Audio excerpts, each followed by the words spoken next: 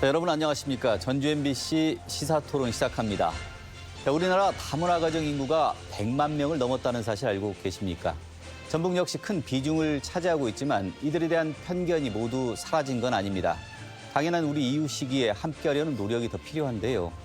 다문화 가족이 자리를 잡고 안정적인 생활을 이어가기 위해 어떤 정책이 추진되고 있고 또 앞으로 풀어야 할 과제는 무엇인지 짚어보도록 하겠습니다.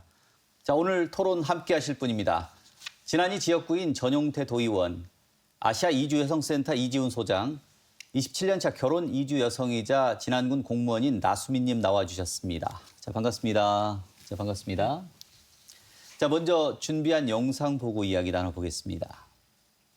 우리 가정과 가족의 현재 모습을 조명해보는 시간. 오늘은 결혼과 이민을 통해 늘고 있는 다문화 가족과 우리의 시선은 어떠한지 살펴봅니다. 우리 주변에 점차 다양한 국적의 사람들이 늘어나는 만큼 이젠 다양한 문화가 공존하는 사회라는 인식 변화가 필요해 보입니다. 14년 전 한국에 온 짱 리퐁 씨. 남편과 연애 끝에 결혼해 한국으로 넘어왔지만 처음 겪는 한국 생활은 쉽지만은 않았습니다. 처음에 한국에 왔을 때는 시장 갔을 때 할머니들 좀 가끔 말하는 거 조금 우리 한국 좋지. 낯섦과 차별을 딛고 살아온 10여 년의 시간. 중국어 강사 등 여러 직업을 거쳐 이제는 기관에서 다문화 가족 선배로서 결혼 이주 여성과 여러 가족들을 돕고 있습니다. 다문화 자녀 교육 문제는 다문화 가정 어려움 중 하나 있는 것 같아요. 또 중요한 부분이 일자리입니다. 결혼 이민자 일단 한국 경제에 기여할 수 있도록. 다문화 가족은 2000년대 국제결혼이 성행하면서 본격화됐는데 우리 사회의 가족 형태로 자리 잡게 된 지 어느덧 30년을 바라보고 있습니다. 전북 지역 다문화 가구 수는 14,693가구로 전체 가구의 1.8%를 차지하고 있는데 5년 전과 비교했을 때 2,000가구 이상 늘어난 수치입니다. 다문화 가족 자녀들도 호남권에서 전남 다음으로 많았는데 도내 다문화 자녀 중 초중 고등학생 수는 2023년 기준 8,320명으로 집계됐습니다. 숫자로는 아직 미미해 보여도 우리 사회에는 이미 단일 문화가 아닌 다문화 사회로 변모하고 있다는 시각도 상당합니다. 지난해 발표된 다문화 인식 여론조사에 따르면 이제 한국은 다문화 사회에 속한다는 응답자가 전체 응답자 1,000명 중 80% 이상이었습니다. 다만 다문화 인식이 아직 여러 문화의 공존 등 넓은 의미가 아닌 결혼 이주 가족 같은 외형적 다름을 중시하는 시각이 지배적인 것도 사실입니다. 가족의 구성원들 1인 가족도 있고 2인 가족도 있고 조성 가정도 있듯이 다문화 가족도 그냥 가족의 하나의 일반적인 유형으로. 사회 구성원마다 인식과 태도가 다를 수 있겠지만 우리 사회가 이제 다문화 가족이 아닌 그냥 가족으로 다문화는 문화로 받아들여지는 흐름 속에 있다는 점만은 부인할 수 없을 것으로 보입니다. 그 다문화 가족이라는 단어가 이제는 좀 낯설지가 않은 상황이 됐습니다. 그만큼 많은 다문화 가족들이 우리 주변에서 이웃으로 살아가고 있는데요. 자, 전북 지역의 다문화 가족들 현황 좀 부탁드립니다. 전북 특별자치도 경우에요. 2023년 다문화 가구 수는 약 1만 5천 가구, 그다음에 가구 원수는 약 4만 5천 명입니다. 2019년도에 비교했을 때 보면 2023년 기준으로 봤을 때 한 2천 가구, 그다음에 3,500명 정도가 늘었습니다.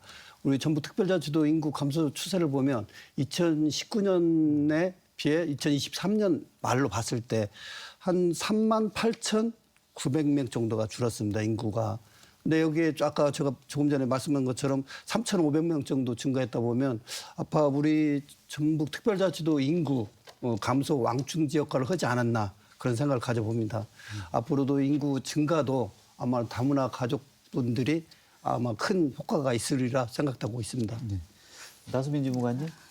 나수민 주무관님도 지금 결혼 이주 여성으로 한국에 온 지 꽤 오래되신 것 같은데 간단히 자기소개 한번 좀 부탁드립니다. 네, 저는 이제 키르기스탄에서 온 지 27년 된 나수민이라고 합니다.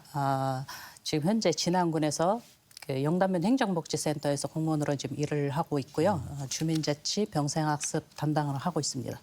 진짜 진안군에도 다문화 가족들 굉장히 많을 것 같은데 어느 정도 됩니까? 진안군에 제가 예전에 이제 다문화 가족 지원센터에서 근무했을 때는 늘 250에서 70명 정도 됐었는데 이제 2025년 1월 기준으로 봤을 때 296 가구가 지금 현재 거주하고 있다고 합니다. 저 이주 여성분들이 좀 이렇게 자기들 그 속 얘기도 좀 털어놓고 서로 간에 좀 만나서 이야기를 나눌 기회가 좀 많았으면 좋겠는데 이런 기회를 풀어놓을 수 있는 어떤 커뮤니티나 이런 것들이 지난해 마련이 돼 있습니까? 어떻습니까? 사실 이제 나라별, 뭐 국적별 이제 따로 하고 있을 것 같은데 그 외에는 이제 진안군 가족지원센터에서 이제 자조 모임을 진행을 하고 있습니다. 이제 도 지원 사업으로 군 지원 사업으로 이제 자조 모임을 진행을 하고 있는데 국적별도 할 때도 있고 전체 나라별도 이제 모임을 통해서 서로 소통하고 이제 정보 공유하는 시간을 갖고 있는 걸로 알고 있습니다. 저 나수민님 같은 경우도 이제 처음에 오셔서도 다문화 가족들이 겪는 어려움들은 다 겪어보셨을 것 같은데 현장에서 느끼는 그 실제 뭐 이게 중도 입국자를 학생들도 좀 가르친 적도 있다고 그러고 현장에서 느끼는 다문화 가정의 어려움이 있으면 소개를 좀 한번 해주십시오. 이제 약간 한 2, 3년 지나서 이제 느끼는 어려움 그리고 이제 후반기에 느끼는 어려움이 다 다릅니다. 사실 제가 처음 왔을 때는 일단 아무런 이런 그 다문화 관련 지원 정책이라든지 없어서 이제 거의 혼자 맨땅에 헤딩하듯이 이제 그런 시절이었습니다.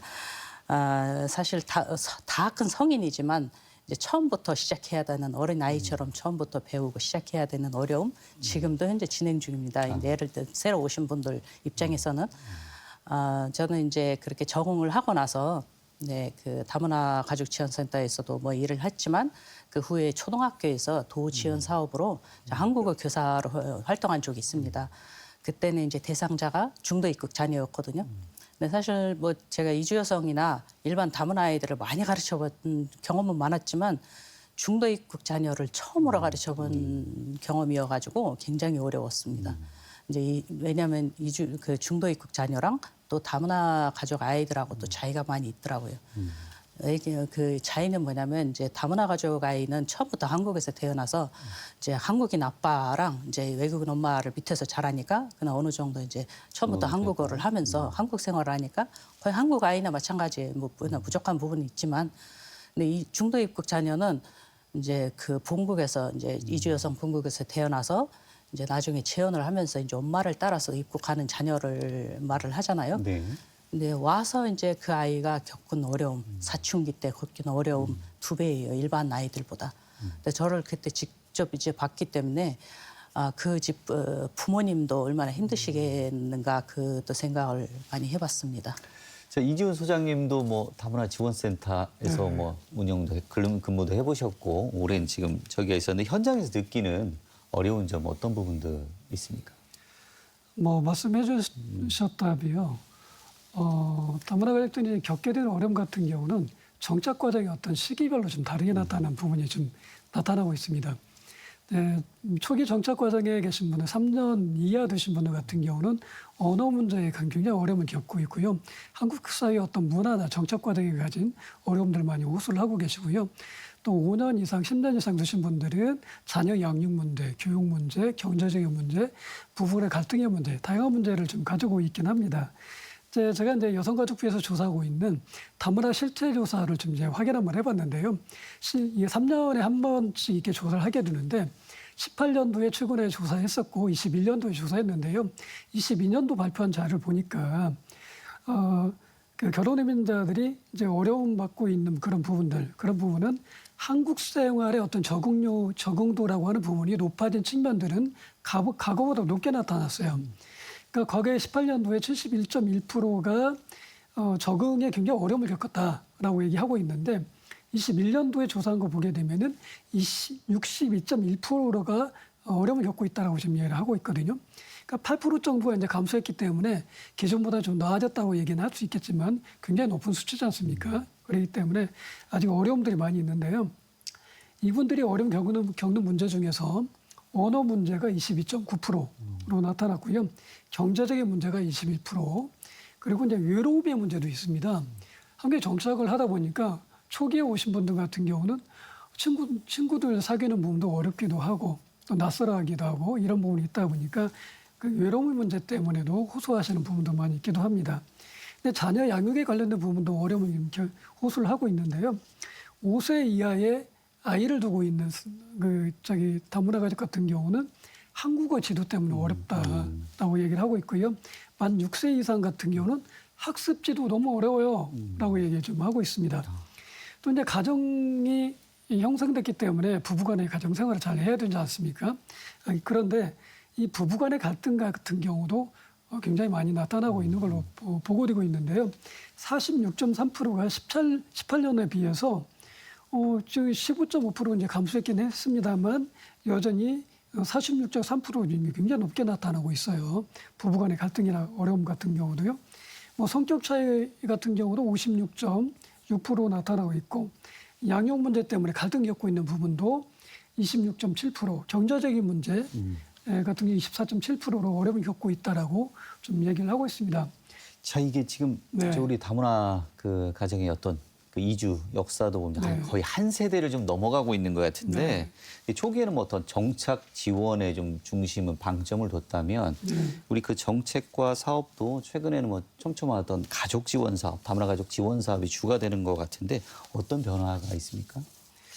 초기에 2004년도에 다문화 가족들이 가장 많이 증가를 했습니다. 그 당시에 11.4% 정도 증가를 좀 했는데요. 지금은 점차적으로 안정돼가지고 23년도에는 10.6% 정도 나타나고 있긴 합니다. 다문화 가족들이 이제 많이 증가를 좀 하고 있는데 초창기에는 결혼 이민자들의 그 언어 교육 문제를 집중적으로 교육을 했던 측면들이 있습니다. 지금도 교육을 하고 있습니다만 그 당시에는 이 비중은 굉장히 더 많이 뒀던 부분이 좀 있고요. 2010년도부터는 이제 결혼 이민자의 사회 통합이라고 하는 부분을 중점을 좀 두게 됩니다. 결혼 이민자들이 우리 사회에 정착을 해야 되는데 한국 사회 문화적인 부분도 익히고 그러긴 합니다만 한국 사람들과 통합되어지고 이웃들과 통합되어지고 하나가 될 수 있는 이런 부분에 중심되어 있는 어떤 하나의 정책들을 펼쳐나가기 시작했고요. 그리고 자녀들의 양육 문제가 이제 부각되기 시작합니다. 그래서 자녀들이 양육 문제가 굉장히 어려움을 호소하게 되면서 양육 문제에 관련된 각종 정책들을 쏟아내기 시작했고요. 또 다문화 사회에 대한 이해가 필요하다. 우리 한국 시민들이 다문화 가족에 대한 이해가 너무나 부족하니까 다문화 가족에 대한 이해 교육을 많이 실시할 수 있도록 하자라고 하는 그런 부분도 좀 이렇게 되기도 했습니다. 자, 이게 그 아까 말씀하신 그 문화 이해라는 부분들이 상당히 좀 인식 차들 국가마다 그 특징이 좀 많이 다르지 않습니까? 전 의원님 보면 우리가 아동 체벌을 놓고도 저도 어렸을 때는 어머님한테 많이 회초리 맞고 자라기는 했는데 이 체벌을 놓고도 이제 어떻게 보면은 그 이주해 오신 분들마다 국가마다 습관이 있고 그 이해 정도가 좀 달라요. 그러다 보니까 해법도 다르기도 하고 자, 이 다문화 정책도 좀 더 그 이런 부분들에 대한 국가에 대한 이해, 가치관에 대한 이해를 갖다 바탕으로 해서 좀 더 자치단체마다 그 실정에 맞는 정책도 좀 내놔야 될 것 같은데 전북만의 어떤 차별화된 정책 같은 것들이 좀 있습니까?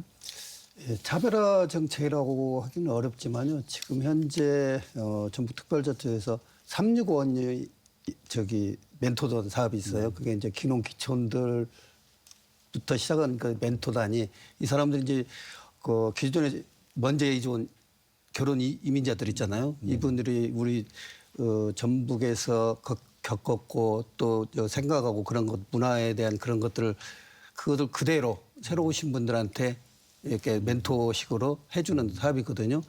또 한 가지는 결혼 이민자들 이제 기화시험 응시할 수 있는 이런 또 지원할 계획으로 있습니다. 근데 이렇게 보면 결국 우리의 관점이 아니라 그들의 관점에서 다문화 정책 그 차별성을 찾아야 한다고 생각합니다. 이런 부분들이. 그래서 전북특별자치도도 아마 이런 부분에 대해서는 좀 더 애착을 가지고 고민을 할 것 같습니다. 지금 의원님도 지금 교육위원이시잖아요. 네. 문제는 좀 아이들 교육이 상당히 중요한 부분인 것 같은데 아까 나수민 주무관께서도 얘기한 것처럼 중도 입국 자녀들이 상당히 있습니다. 친구들 같은 경우 이제 언어나 어찌 보면은 배우는 게 다른데 학력 격차도 발생할 수밖에 없는 건데 이 다문화 학생들에 대한 교육 현황은 어떻습니까? 현황은 아까도 앞에서 말씀드렸지만 큰 적인 점은 한국어. 일단 그게 제일 문제라고 생각합니다. 그래서 한국어 향상에 대하여 집중적으로 지금 하고 있고요. 지금 보면은 우리 도 같은 경우는 9개 학급을 다문화 애들로만 편성한 급이 있어요. 학급이. 그리고 가들이 한국어를 제대로 배울 수 있게끔. 그리고 애들이 조금 더 나아지면 이제 우리나라 애들하고 같이 생활할 수 있는 그런 시스템을 갖추고 있습니다. 지금 현재로서는. 근데 앞으로도 이런 것들을 통해서 한국어를 좀 집중적으로 할 수 있는 그런 더욱 교육으로 해야 될 것 같아요. 그 다문화 학생들을 보면 사실 다 이렇게 성장 단계에 따라 다 다를 것 같아요. 보면 취학 전에는 아직 그 기본적으로 적응하는 문제, 그다음에 초중학교 때 학습 부진 같은 경우 거기를 또 이렇게 올려주는 문제, 그다음에 청소년기에는 정서적인 문제, 그리고 더 고등학생으로 가면 이제 진로 이런 부분에 좀 복잡한 것들이 좀 교육의 지점이 다 필요할 것 같은데 실제 다문화 학생들을 위한 중점 사업들은 어떻게 이루어지고 있습니까? 그 중앙정부와 이제 지자체에서 하고 있는 게 좀 다르기도 하고요. 또 중앙정부 같은 경우도 교육부에서 하고 있는 교육 정책이 있는 것이고, 또 여성가족부에서 이제 지원하고 있는 다문화 자녀를 위한 교육적인 측면에서 지원, 뭐 이런 부분들이 다양하게 나타나고 있는데요.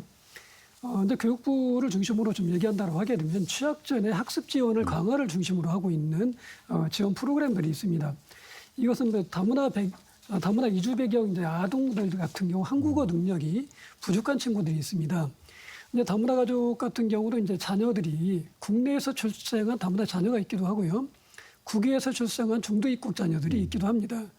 국내에서 출생한 아이들 같은 경우 한국어 능력에 좀 어려움이 없습니다. 그렇지만 국외에서 출생한 중도 입국 자녀나 이 아이들 같은 경우는 초등학교, 중학교 과정을 그 베트남, 필리핀에서 지내다가 갑자기 한국에 들어오다 보니까 언어 소통이 안 되는 겁니다. 그래서 이 언어 능력에 관련된 교육이 필요하기 때문에 이 언어에 관련된 교육을 중점적으로 좀 지원하고 있는데요. 이 유아 때 오는 아이들 같은 경우도 있는데 이 아이들 같은 경우는 이제 한국어를 정말 필요로 하거든요. 그래서 그 아이들을 학교 들어가기 전부터 한국어를 교육하거나 하는 부분을 지원하는 그런 과정이 있기도 하고요. 다문화 유아에 관련된 한국어 교육도 지원하기도 하고 애비 학교를 운영하기도 합니다. 그래서 초등학교 입학 전에 다문화 자녀를 대상으로 해서 학교 생활을 어떻게 할 것인지, 문화 생활을 어떻게 할 것인지, 적응력을 어떻게 높여갈 것인지 이런 부분에서 지원하고 있는 그런 프로그램 정책들도 있기도 하고요. 그 아이들 몇 분이나 자제분들 두고 4명입니다. 4명입니까? 이게 중2병을 우리 미국에서는 그렇게 부르더라고. 에일리언이라고. 학생들, 외계인이라고. 의사소통이 전혀 안 되는 정도니까. 근데 키우시다 보면 그런 일 다 겪는 일이지만 어땠습니까? 좀 집에서. 전 아이들이 조금 있긴 있었습니다. 다행히 이제 심하지는 않아서 이제 그리고 저도 이제 그 약간 엄하게 키웠던 것 같아요. 큰 아이들을 지금 막내가 지금 초등학생인데 혼자 떨어지고 3명이 이제 대학생이고 그 3명을 키웠을 때는 저도 이제 나이가 아직 그 어린 나이에 좀 엄하게 키웠던 걸로 기억합니다. 주변에 그래서 이런 사춘기 자녀에 대한 고민들이나 이런 것들이 많죠. 사실 이제 그 제가 하고 싶은 이야기는 이제 그 우리 아이들만 봤을 때는 이제 굉장히 적은 일의 사회잖아요. 근데 제가 나가서 아무래도 이제 수업을 많이 다녔어요. 진안군에서 그 옹알이 교육 지원 사업이라고 네. 부모 자녀 상호작용 교육을 중점으로 두는 그런 사업이 있었습니다.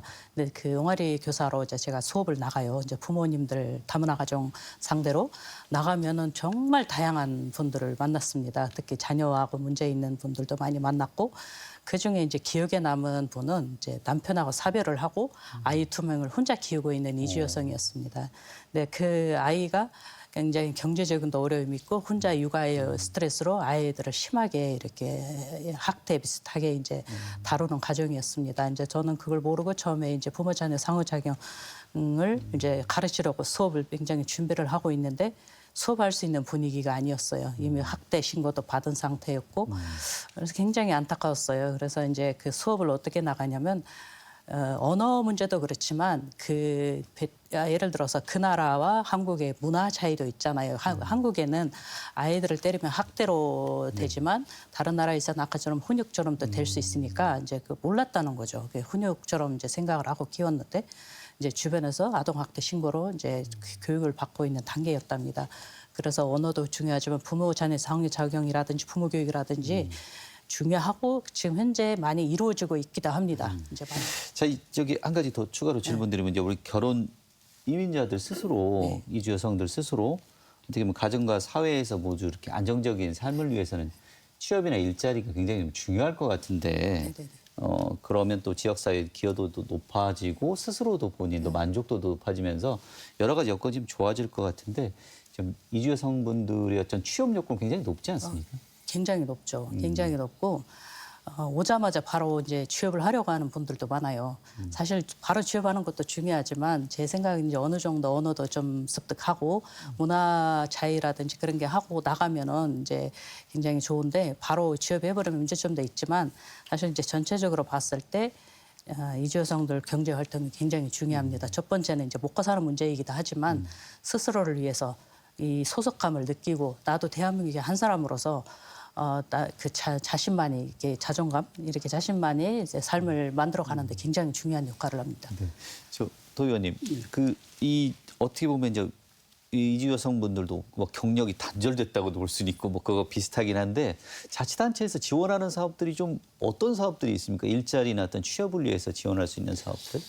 현재로서는 전북도청을 보면은요, 이제 각 시군마다 그 가족센터라는 게 있어요. 가족센터에서 다양하게 이제 임자들 이렇게 취업 알선도 해주고 또 이렇게 보면 또 검정고시 하시는 분들 그 지원도 있고 지원 사업도 있고 또 도내 이제 소재 대학에 있는 등록금 지원 사업도 있고 또 직업훈련 교육 지원 사업도 있다고 저는 알고 있습니다. 앞으로 이제 뭐 AI나 디지털 환경에 대한 교육도 앞으로 확대될 것 같아서 이런 부분에서도 적극적으로 제가 검토 중에 있습니다.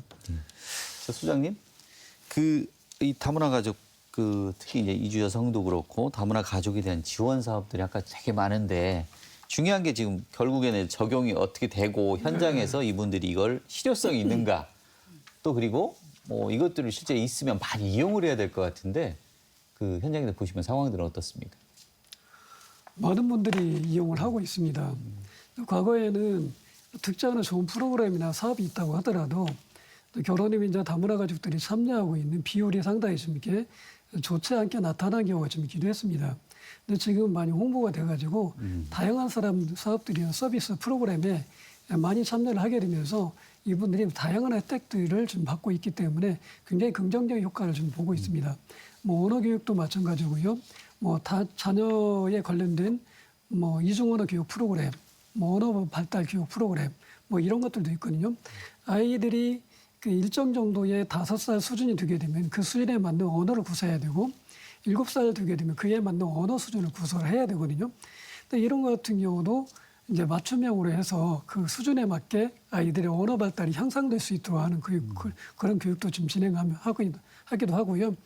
아까 의원님께서 말씀해 주셨는데 뭐 국적 취득에 관련된 지원금도 30만 원씩 지원하고 있고 또 고향 방문한다 하게 되면 고향 방문을 할 수 있는 뭐 프로그램도 좀 있기도 하고 그래서 이런 다양한 프로그램에 대해서 긍정적인 어떤 인식들이 좀 있기도 합니다. 그렇지만 이게 뭐 다 좋은 부분은 아니기도 하고요. 또 현장의 반응에 있어서 또 개선할 부분이 있다라고 하는 부분도 있기도 합니다. 우리 뭐 지자체마다 이제 약간씩 차이가 나는 어떤 정책의 어떤 차이가 있는데 어떤 지역에서는 이거 하는데 우리 지역은 왜 안 해요? 우리 지역도 해주세요라고 하는 그런 지역의 어떤 편차에 대한 부정적인 인식도 좀 있기도 하고요. 사후 관리나 이런 것 같은 경우도 잘 되어져야 되거든요. 또 언어 교육이 됐든 어떤 특정한 프로그램이 됐든지 프로그램을 받게 되면은 그 이후에 한 사람에 대해서 사후 관리가 되어질 수 있도록 하는 게 필요해요. 이 사람 교육을 받을 수 있도록 이렇게 하다 보니까 경제적인 문제가 있고 의료적인 문제가 있고 아이들이 어떤 장애가 있어가지고 아이 장애에 관련된 문제를 해결하기 위한 그런 문제 욕구들이 있거든요. 그렇다고 하게 되면은 맞춤형으로 이것을 지속적으로 개입해가지고 끌고 갈 수 있는 게 필요한데 이게 장기적인 어떤 지속적으로 끌어갈 수 있는 힘이 좀 약하게 나타나고 있기 때문에 이게 하나의 과제가 되지 않을까 싶은 생각이 듭니다. 우리 사회의 다문화 가정에 대한 인식 개선 정도에 대한 질문인데요. 사실 뭐 우리가 만나 듣기 좋은 얘기는 아니 단일 민족이라는 얘기를 매번 해가면서 어찌 보면 그 상상력 허구에 갇혀 산 지가 오래된 나라이기도 하고 그래서 이제 외국인에 대해 배타적인 생각들이 좀 강하고 더더군다나 이제 이중적인 태도도 있지 않겠습니까? 서구 백인에 대한 어떤 동경과 달리 저개발 국가에 대해서는 사실 좋지 않은 시각들을 가지고 있는 것도 사실이고 자 이런 부분들의 편견을 좀 깨기 위한 노력 같은 것도 있으면 좋겠는데 우리 먼저 말씀해 네. 주무관님부터. 다문화 인식 개선을 위한 다문화 사회 이해 관련 이제 지원 사업들이 많이 있었잖아요. 그래서 저도 이제 개인적으로 이제 강의를 많이 나갔습니다. 이제 국가 기관에도 나갔고 초등학교, 초중고 다 나가서 이제 봤는데 초창기에는 굉장히 효과는 있죠. 왜냐하면 그 나라 자기 어느 나라에서 왔는 걸 먼저 알리고 이주 여성들이 대한민국에 어떻게 살고 있는지. 그러니까 알리면서 이게 인식 개선에 어느 정도는 기여도가 있다고는 생각을 해요. 하지만 그 다음 단계는 거기서 이제 멈추면은 과연 이게 지속적으로 효과가 있을까 그 의문이 좀 들었었거든요. 이제 그 다음 이제 개선을 하려면은 이제 지금 가족센터로 바뀌었잖아요. 다문화 센터가 이제 일반인도 이용할 수 있는 그런 기관으로 바뀌어서 일반인과 다문화 가정을 함께하는 이런 사업들이 좀 많아졌으면 왜냐하면 자연스럽게 이제 같이 하다 보면 굳이 가서 교육을 안 시켜도 자연스럽게 자체 없어지지 않을까. 특히 이제 초등학교 유치원부터 시작해서 일반 아이들 그리고 선생님들 상대로도 그런 프로그램들이 좀 이루어졌으면 하는 생각이 있습니다. 네. 자, 최종태 의원님도.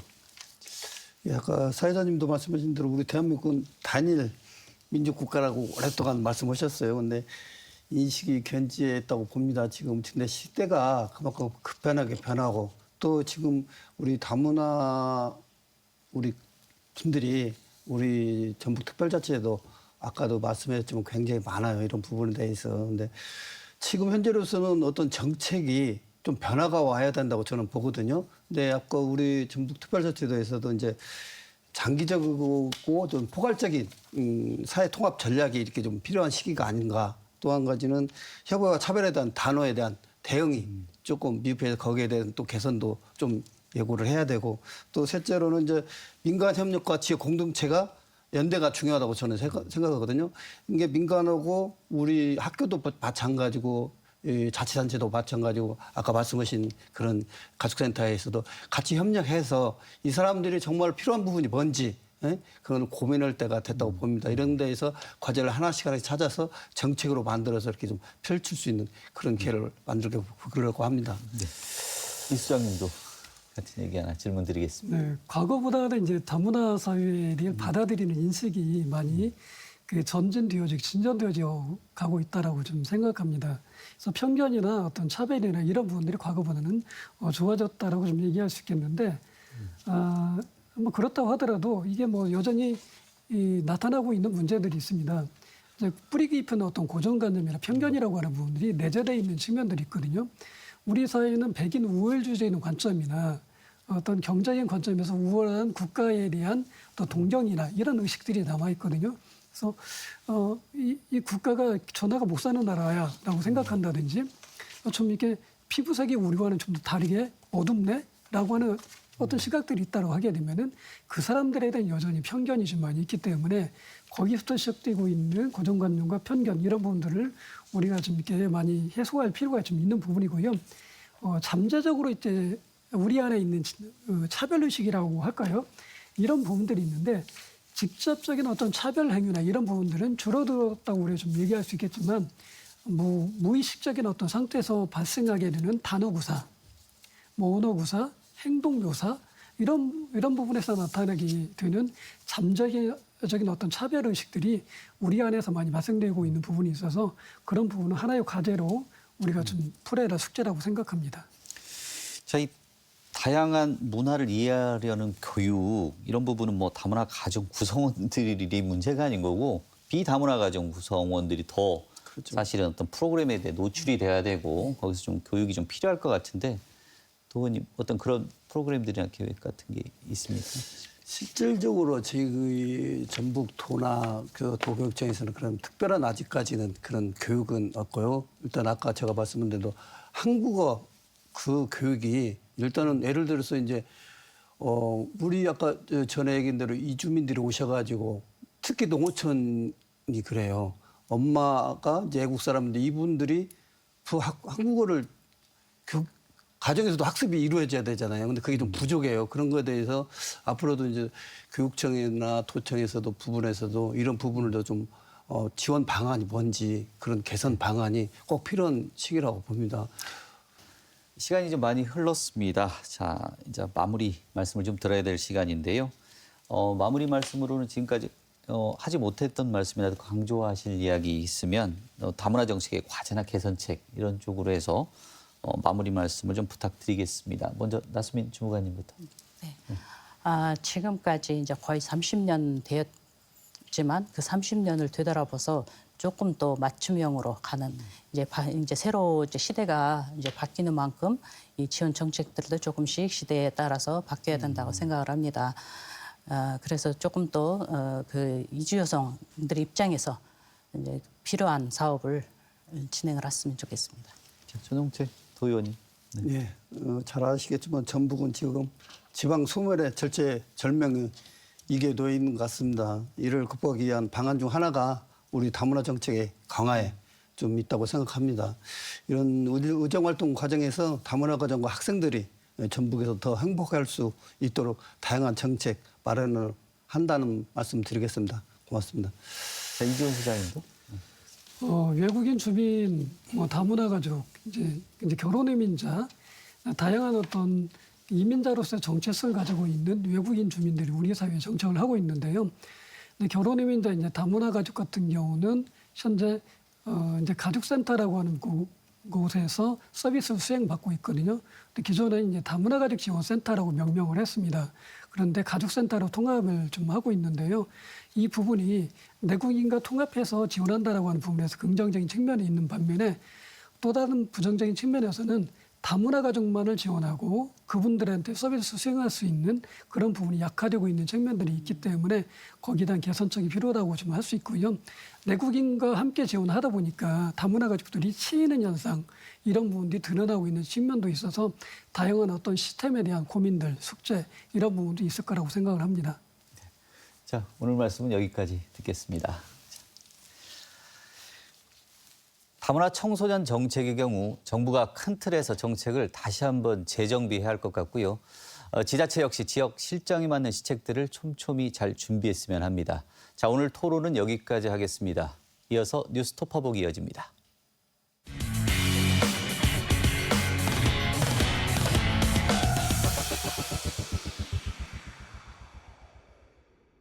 한 주간의 이슈를 살펴보는 뉴스 톱퍼보기 장충석 변호사와 함께합니다. 안녕하십니까? 안녕하십니까? 친환경 정책에 따라 최근 수소버스 도입이 좀 늘고 있습니다. 전주 시내에도 그 파란색 수소버스들이 굉장히 많이 돌아다니고 있는 것 같아요. 어느 정도입니까? 네, 현재 전주 시내 시내버스가 394대입니다. 이 중에서 약 45%가량에 해당하는 178대가 그 수소버스인데요. 이 수소버스가 보급되고 있는 비율이 전국 평균을 상당히 많이 웃도는 그런 수치라고 할 수 있습니다. 그 전주시가 지난 그 2019년도에 이 수소 시범 도시로 지정이 되면서 이 수소 교통 인프라 구축에 적극적으로 나섰는데 그 결과로 보이고요. 더 나아가서 이제 전주시는 앞으로 2031년도까지 전주 시내에 있는 버스를 전면적으로 이 친환경 버스로 전환을 하겠다 이런 목표를 세우고 있습니다. 이 수소버스 보급이 좀 늘어나면서 안전사고 우려도 커지고 있는데 충주에서 이 수소버스 폭발 사고가 발생을 했습니다. 이게 그 휘발유나 LPG 차량과 비교해서 어떤 화재 위험은 좀 낮지만 한번 사고가 나면 굉장히 좀 피해가 큰 특징이 좀 있죠. 그렇습니다. 이제 말씀하신 대로 충주에서 있었던 사고인데요. 수소버스가 수소 충전소에서 충전을 하고 시동을 막 거는 순간에 이제 폭발 사고가 일어나서 그 운전기사를 포함해서 3명이 좀 크게 다쳤던 그런 사고가 있었습니다. 이 사고 원인에 대해서 이제 여러 가지 분석들이 나왔는데 사건 초기에는 이 수소 연료가 불량이었던 것 아니냐 이런 의견들이 나왔었거든요. 지난해 그 충주에서 수소 연료 불량 문제로 인해 가지고 이 수소버스 운행이 중단됐던 적이 있었습니다. 그러다 보니까 이제 이런 원인이 지목이 됐다가 최근에는 이 수소 연료를 전기 에너지로 전환하는 그 부품에서 폭발이 발생했다라는 점이 밝혀지면서 지금 이 사고 원인이 지금 굉장히 분분하고 있는 그런 상황이거든요. 말씀하신 대로 이제 그 수소가 좀 위험한 이미지가 있기는 합니다만은 우리가 일상생활에서 흔히 사용하는 LPG 가스에 비해서 뭐 화재 위험은 좀 더 낮은 연료라고 볼 수 있습니다. 이게 불에도 좀 잘 붙지 않고요, 수소가. 그리고 공기 중에 유출이 되더라도 굉장히 빠르게 확산이 돼서 희석이 되기 때문에 위험도가 좀 낮다고 알려져 있는데 그런데 이제 한번 폭발이나 화재가 일어나게 되면 그 폭발력이 굉장히 큰 연료기 때문에 피해가 급격하게 늘어날 수 있어서 전반적인 좀 안전 관리가 필요한 그런 분야라고 할 수 있습니다. 근데 이 지금 국내에서 수소버스를 생산하는 곳이 현대 상용차 한 곳이잖아요. 지금 그 시내에서 운영되고 있는 모든 수소버스도 지금 사고 차량과 동일 기종이라고 할 수가 있겠는데 자, 이 검사 시설이나 정비 인력 이게 충분합니까? 말씀하신 대로 이제 그 전국에 있는 수소버스가 동일 기종이고요. 같은 구조를 가지고 있어서 그 사고가 발생한 차량과 이제 같은 구조를 가지고 있다 보니까 좀 불안도가 높아지고 있는 것은 사실입니다. 지적하신 대로 지금 검사 시설이 전국적으로 지금 아주 부족하다는 그런 것이 현실이고 예를 들어서 지금 제주도 같은 경우에는 도내에 그 검사 시설이 한 군도 없습니다. 그러다 보니까 이제 차량을 검사를 하려면 뭐 부산 같은 곳으로 차량을 이동을 해서 검사를 해야 되는 그런 상황이 벌어지고 있는 것인데요. 그 검사 시설뿐만 아니라 지금 정비 인력도 상당히 부족한 상황인데 차량에 좀 이상 조짐이 보이더라도 이 정비를 제때 즉시 받을 수 없는 그런 문제도 지금 제기가 되고 있습니다. 이게 수소버스라는 것이 일반 차량과는 다르게 뭐 예를 들어서 뭐 수소 연료 전지라던가 고압 탱크라던가 이런 특수한 부품들이 일반 차량과 다른 특수한 부품들이 사용이 되기 때문에 전문 정비 인력들이 좀 투입이 돼야 되는 그런 분야라고 할 수 있는데 이런 정비 인력도 부족하고 정비할 수 있는 인프라도 전체적으로 부족한 그런 상황이 지금 많이 지적이 되고 있습니다. 지금 전주시도 안전대책 마련에 나섰다고 하죠. 네, 전주시가 최근에 그 수소버스 전 주기에 관련해서 이제 안전관리 체계를 구축하는 취지의 그 MOU를 체결을 했다고 하는데요. 이 수소버스를 생산하는 현대상용차, 그다음에 뭐 전주 비전대학교, 교통안전공단 등 그 5개 기관과 그 협약을 해가지고요. 이 수소버스 관련 정기점검이라든지 특별점검 같은 안전점검 체계를 구축을 하는 내용을 담고 있고요. 그리고 이제 장기적으로 봤을 때는 지금 정비 인력 부족 문제가 많이 제기가 되고 있기 때문에 이 정비 인력에 대해서 교육하고 양성하고 또 실무 교육까지 할 수 있는 그런 내용을 협약에 담았다고 합니다. 그 장단기적인 계획을 모두 담았다는 점에서 좀 상당히 의미 있는 그런 협약으로 평가할 수 있을 것 같습니다. 자, 다음 이슈인데요. 지금 간병비 얘기 하나 해보겠습니다. 자, 갈수록 고령 사회가 돼가면서 이 간병비 부담은 사회 문제로 대두가 되고 있는데 제가 최근에 요양병원에 가보면 요양보호사 한 분이 환자 여러 명을 그 간호하고 있는 부분들이 좀 잦습니다. 흔한 모습으로 좀 보여지는데 어떻습니까? 그러니까 이게 현실이죠. 실제 전주에 있는 한 요양병원 사례를 보면 24시간 요양 돌봄이 필요한 환자가 300여 분인데 이분을 돌보는 요양보호사가 40여 분밖에 되지 않는다고 합니다. 그마저도 이제 뭐 우즈베키스탄 같은 외국에서 오신 요양보호사들을 포함한 수치가 그 정도고요. 그러다 보니까 간호 인력도 부족하고 또 언어 소통 문제까지 발생을 하고 있는 그런 상황인데요. 이런 것들이 일시적인 현상이 아니라는 게 더 큰 문제인데 그 간병, 돌봄을 필요로 하는 수요는 급증하고 있는데 요양보호사 공급은 지금 굉장히 더딘 상황이어서 병원 내부적으로는 이런 공백들이 아주 구조적인 문제로 고착화되고 있는 그런 상황이 더 심각한 상황인 것 같습니다. 이 요양보호사를 개인적으로 좀 이렇게 구하려고 해도 비용이 상당히 좀 부담인 것 같아요. 그러니까 2023년 기준 지금 월 평균 370만 원으로 나와 있던데 이 연으로 치면 4천만 원이 웬만한 근로자 연봉 수준입니다. 정말 큰 부담이라고 할 수 있죠. 간병비 항목이 대부분 의료보험 적용이 안 되는 비급여 항목이다 보니까 그 전액 환자 본인 부담이 되는 경우들이 많거든요. 그런데 370만 원이라는 간병비는 지금 올해 우리나라 최저임금이 월 209만 원이 조금 넘는데 거의 2배에 육박하는 그런 액수라고 할 수 있습니다. 이 액수도 이제 그 여성이거나 아주 경증 환자인 경우에 해당하는 말 그대로 최저 금액이고 환자가 뭐 중증이거나 체격이 좀 있는 남성이거나 하는 경우에는 또 추가 비용이 발생해서 비용이 더 올라가는 그런 상황이기 때문에 웬만한 중산층 가정이라도 이런 장기간의 간병비 부담은 굉장히 크게 부담을 느끼는 상황이고요. 그래서 실제 현장에서는 가족이 직접 간병을 하는 것으로 전환을 하거나 아니면 아예 요양병원을 퇴원하는 그런 사례들도 많이 나오고 있다고 합니다. 이게 최근에는 뭐 이런 비용 부담이 너무 크다 보니까 이런 부담을 못 이겨서 그 안타까운 사고들도 좀 일어나고 있는 것 같아요. 지금 좀 충격적인 현실일 수 있는데요. 우리나라에서 그 간병살인이라는 말까지 등장을 한 상황입니다. 이런 용어가 이제 우리나라 사회에 자리를 잡고 있다는 것 자체가 상당히 심각한 문제라고 할 수 있는데요. 실제 사례가 좀 적지 않고요. 최근 5년간에 이 간병을 견디다 못해서 이제 그 가족을 살해했다라고 보이는 그 간병 살인이 최소한 20건 이상 발생했다라는 그런 보고도 나오고 있는 상황입니다. 그러니까 지금 국가적으로 이 간병이라는 것을 어떤 개인이라든지 가정의 책임으로 좀 넘기고 남겨두는 이런 그런 상황에서 이 책임을 사회 전체적으로 분담하고 국가가 좀 같이 공유해주는 이런 차원으로 구조적인 근본적인 사회 구조 변화가 필요하다라는 지적들도 나오고 있습니다. 정부 차원의 대책 마련이나 아니면 관련 법안 이런 것도 사실 좀 찾기가 좀 어렵고 그다음에 간병 지원 현행 지금 간병 지원을 받을 수 있는 제도 또한 되게 좀 까다롭다고 들었습니다.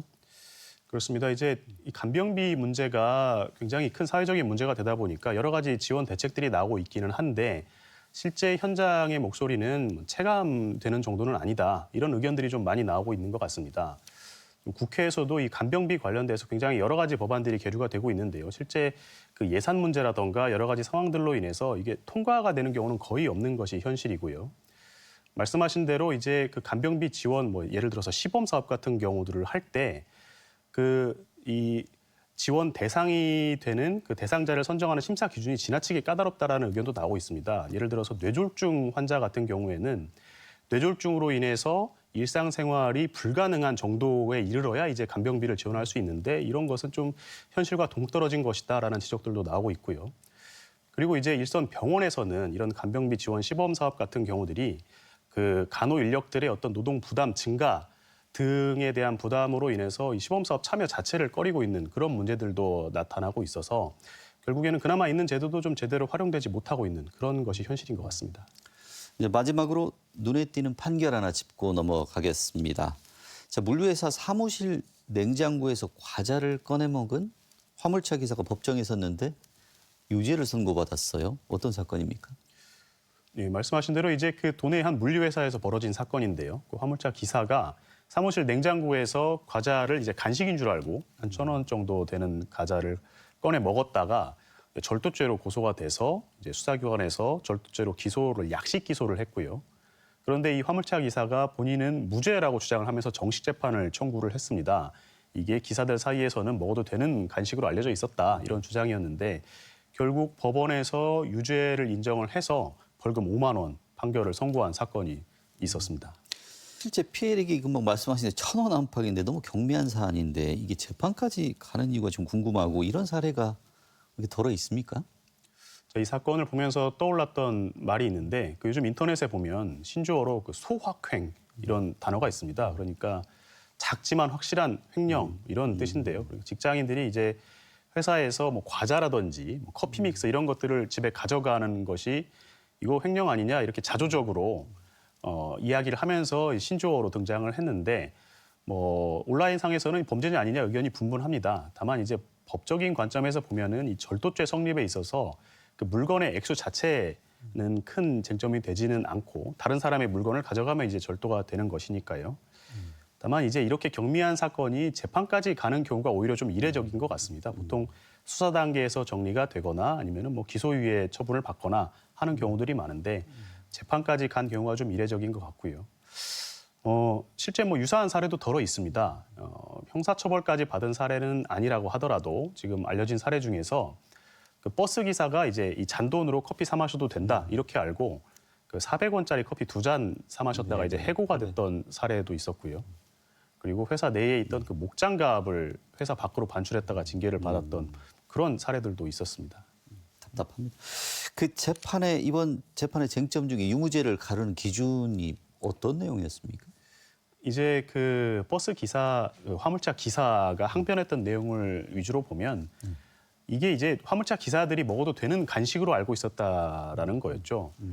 동료들도 그렇게 알고 있었고 그것은 우리 허락된 간식이기 때문에 먹어도 된다 이렇게 주장을 했던 것인데 이제 뭐 사측의 주장이라든가 법원의 판단은 뭐 화물차 기사들이 먹었던 간식인 것 같기는 한데 그것이 이제 허락을 사전에 득해야 먹을 수 있는 그런 간식이었다. 약간 이런 판단을 법원에서 했던 것이고요. 그래서 이제 유죄 판결이 나온 것 같습니다.